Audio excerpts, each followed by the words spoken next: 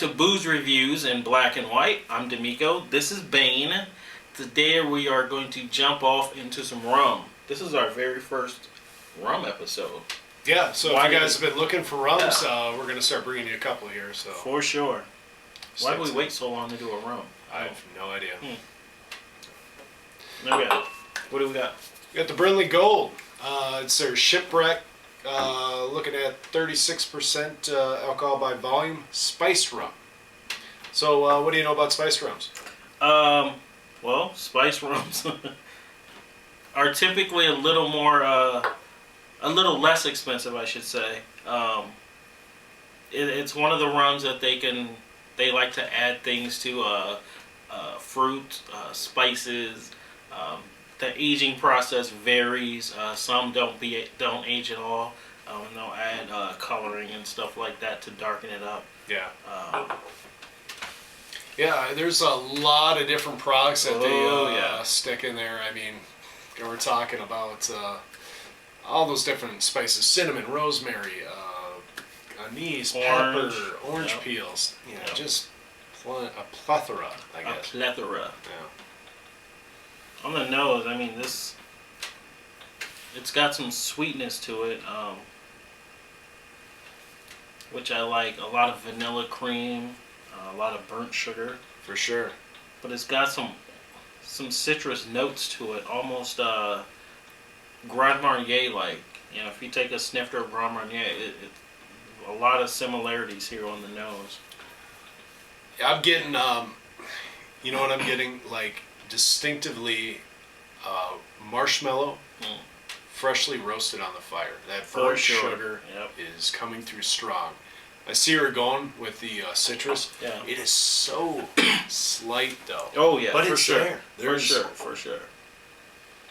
Yeah, that's overwhelming. Cotton candy. Cotton candy, yeah. Very different. All right, I should mention too that the Brinley Gold is going to be coming out of St. Kitts, West Indies, St. Kitts Rum Company. And again, 36% alcohol by volume. I think you can pick this bottle up for, just slightly over $20. Maybe as high as 25 to 27. So, yeah, I think I picked this one up for about 22. So, pretty good deal. Not bad at all. It's interesting. I know for the U.S. especially, the tax system, I noticed this is 36%. To be considered a spirit here in the United States at least, it has to be 40% or higher. So a lot of your flavored vodkas mostly are 35 and 30%. They're technically considered liqueurs. So this actually can be considered a liqueur. It certainly tastes like one. What are you getting on it? I got to tell you, the mouthfeel is extremely heavy and creamy. That marshmallow thing I was talking about in the nose, it actually translates a little bit on the palate as well. For sure. But that's just right away. I'm sure there's a lot more going on. There's a lot of tropical things going on, a little coconut. A little bit of that orange is still coming through, but it's a little light. You're right with the coconut. That coconut is definitely apparent. I'm getting a lot of spice. Trying to decipher because there's a lot of spices here. I'm not getting like the sweet sugary type spices. These are more like almost a peppery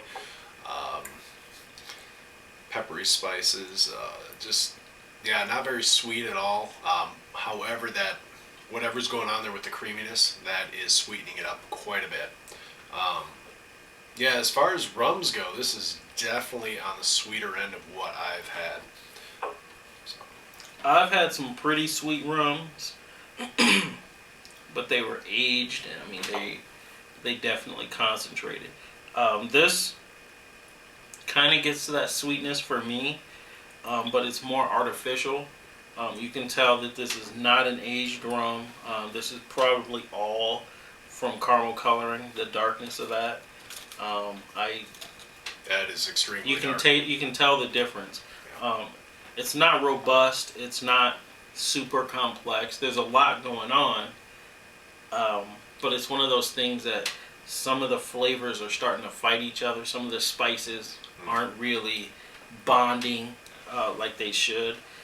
There are some rums that I've had that a lot more going on than this one that sing harmoniously from flavor to flavor to palate to palate. But for $20, would you buy this? Would you buy this again? Knowing that you That's tough. Okay, let me ask you this. Sure. Do you mix your spiced rums, or do you drink them neat or on the rocks or whatever? Actually, one of my favorite rums, and I hope to have this on for mixing, is Rundia's. Very inexpensive spiced rum that I don't believe I've ever had straight. I would have to say that pretty much.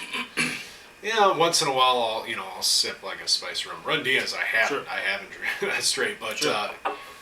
definitely mix them for me. What about you? It depends. This one, I would more than likely mix. I wouldn't go quite mixing it with pop or anything like that. I'd probably throw some lime juice in it, cut it, some ice, maybe a little bit of agave nectar or something, make sort of a daiquiri out of it. There you go. Yeah.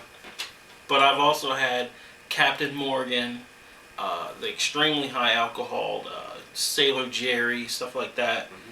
I've tried them neat as spiced rums, and it's fire water. So those are definitely mixable spiced rums with pop or any other sweet, whatever you're going to use it for. I mean, that's generally what they're made for now anyway. They used to be sipping styles, but in this day and age, you're going to find about 95% of people who buy a spiced rum, they're putting some Coke in there or something. Bacardi, Cola, that is... The name brand ones, for sure. I mean, there are definitely some spiced rums that I could stand drinking neat, or either on the rocks. What's the one with the skulls on it? Kilo Kai? Kilo Kai. Sure. Kilo Kai is from the island of, is it Curacao? Curacao Island, something like that. Right. That one is a fantastic one to have neat. I do see it a lot at bars now. People are mixing it. Next time you're out, try a little brandy snifter of it, neat, or maybe one ice cube in it, just to bring it down a little bit. That's a fantastic rum to try, and that's a spiced rum as well. So, I mean, I don't want to put the category of spiced rums into the negative, but try and see what you like. But more of the commercial brands that aren't going to have any age to them, that are all have caramel coloring added, are typically probably going to be your mixables, kind of cocktail style drinks. More and more I drink this, I'm getting a tail end of cinnamon coming through very heavily, and it finishes it off nice and cleanly. It is a very long finish, but it does a great job. Rating this thing, I know what it is. It's a spiced rum. It's really kind of made for mixing. This particular ShipWreck version of the Brinley is... it's their high-end version of what product line they do have. I'm gonna have to give it. I'm thinking mid 80s, maybe low 80s. I got to give it an 83. Just a little too sweet for sipping. I'm sure it would make a great mixer though. What are you thinking? It's not a bad one.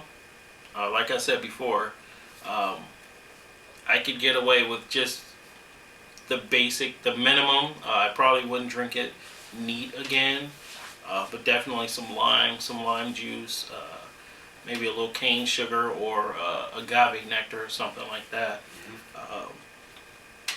I'd give this one a solid 80. It's not horrible. You can serve it to your friends and not worry about being embarrassed. It probably won't win you any awards, but there's a little give and take there. Hey, if you find it on deal out there, definitely nab it. For sure. It's going to make a great mixture for you at a party or whatnot. But on a regular daily basis, I don't think I would buy this. You're mixing it anyway, so Right. what's the point? But anyways, good product, good scores. Definitely let us know what you think if you've had this product before. Yes. And if you And how did you drink it? How did you have it? Cocktail or straight or what? Sure. I'm sure we can probably whip up a nice rum video, mix rum video. Oh, for sure. I plan on doing summertime. We'll Summertime, wait. yes. There you go. All right. Well, definitely check us out on Facebook. Friend us there. Stalk us on Twitter. And subscribe here on YouTube. And from this here.